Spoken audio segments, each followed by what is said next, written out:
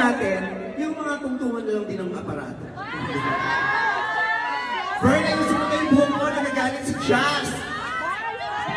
O talaga, 1 point lang yung sweldo mo sa akin today. Ayan.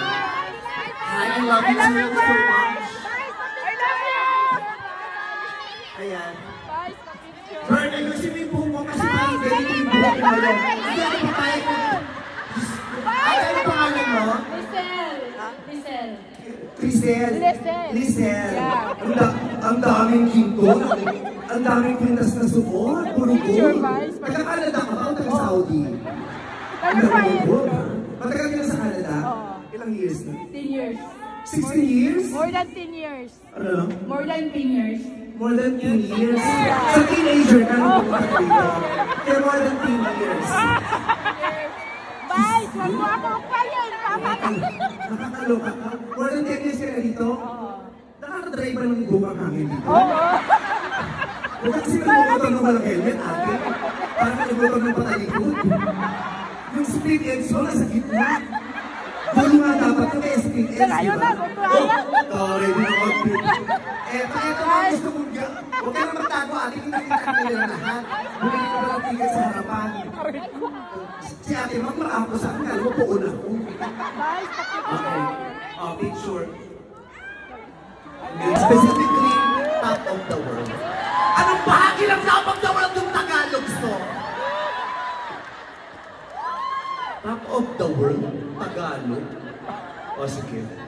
So, paborito mo si Karen Carpenter? Yes. Ba't di ka pa sumama sa kanya? Meron ka bang special someone? Are you married? Meron ka bang... You're single. Di ka ba nalulungkot dito sa... Hindi. Wala ka nang balak umuwi sa Pilipinas? Maybe someday. Someday? Yeah. Mga kailan yan? Maybe next year. This year? Next year. Ha? Next year. Next year? Ang taray ng nonal mo, buhay na buhay, no? Oo. Nagdi-deliver ka din? Nagdi-deliver ka? Hindi. Hindi ka nag-house to house delivery? Hindi. Hindi naman. Ang pangalan ng contractor mo? Anong pangalan ng contractor mo?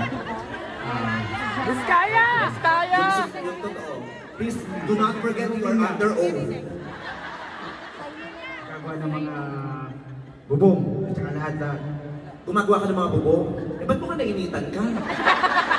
Maganda nga kasi. May asawa ka na? Marami po. Isa lang. Oo naman, ganyan itsura, makakarami pa ba yun?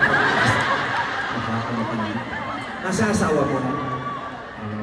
Wala po, nasa Philippines. Nasa Pilipinas. Ano yun? Pamamaraan ng pagkakalayo-layo niya sa iyo? Bakit umiiwas pa siya? Nagbakasyon. Babalik pa? Opo. Sino ba kasama niya? Kumpare mo? Nandoon din? Opo. May mga anak kayo? Wala po. Bakit? Hindi umabot? Sa iba natuto? Gusto mo magkaanak? Opo. Kung ganito yung anak mo, okay sa'yo? Sure, why not? Pero kailangan sa first communion ko, ganito rin outfit mo. Yes. Marunong ka bang kumanta, kuya? Opo. Ayan, tamang-tama. Kumakanta siya, kumakanta ka din. Maasahan kita. Ikaw naman. I just want to ask, can I get a hug? You're so pretty! I get that advice, guys! Hindi, thank you! I get that a lot, thank you. Hindi ko na. Sakit eh. What's your name again? JC. Okay, parang bagets ka pa. I'm 22 years old. Kailan ka pa nagpunta ng Canada? 2016. 2016. Anong ginagawa? Nag-aaral ka ba? I finished na po. I'm a full-time hairstylist. Oh. Ano no? Okay. Full-time hairstylist. Malakas ang kita ng mga hairstylist dito. Ano? Ang dami mong alahas. Gusto mo, paborito mo lahat yan? Paborito mo lahat yan alahas? Anong pinakaayaw mo dyan? Para sa'yo! Hindi para sa akin, ibigay ko dito. Ay, okay. Ang gipit na gipit eh. Ito yung mga simpleng mayayaman, di ba? Yung mga mayayaman, hindi masyadong nagpo-flaunt. Di ba? Kaya, alam ko, mayaman to. Ayun. Isang tinginan ko pa lang sa kamay, alam kong mayaman. marami itong lupain. Sa dami ng lupain niya, yung iba nasa kuko. Mayaman ito talaga. Okay, so meron kang boyfriend, girlfriend, single ka. Okay. Paano mo napapasaya ang mga sarili mo sa mga panahong malamig? Sumasayaw, kumakanta. Sumasayaw at kumakanta. Kakanta tayo mamaya. Most of the time nag-work. Maganda yan. Dito naman tayo.